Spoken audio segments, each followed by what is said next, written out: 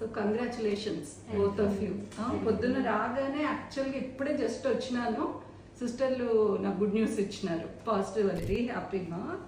So మీది అదే మొత్తం జర్నీ అంతా చూస్తున్నాను. ఐ థింక్ ఆల్రెడీ కర్నూలులో ఒక IUI, మా దగ్గరకు వచ్చినాక ఒక IUI, ఇంకా అది కావడం లేదని మనం IVF కి మూవ్ అయ్యాము.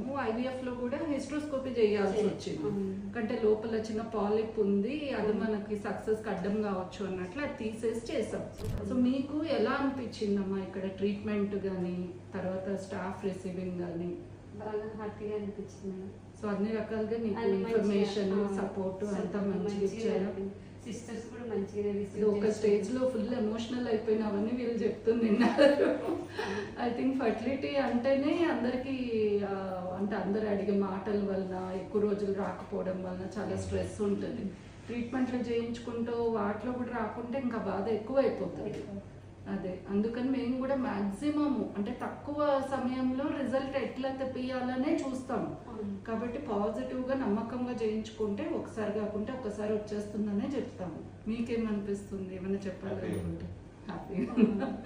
సరే, మ్యారేజ్ 15 సంవత్సరాలు మేడం ఏడ కాలే చూపించుకున్నాం. ఇక్కడికి వచ్చినాక సెకండ్ టైం సంతోషం అమ్మా, చాలా సంతోషం.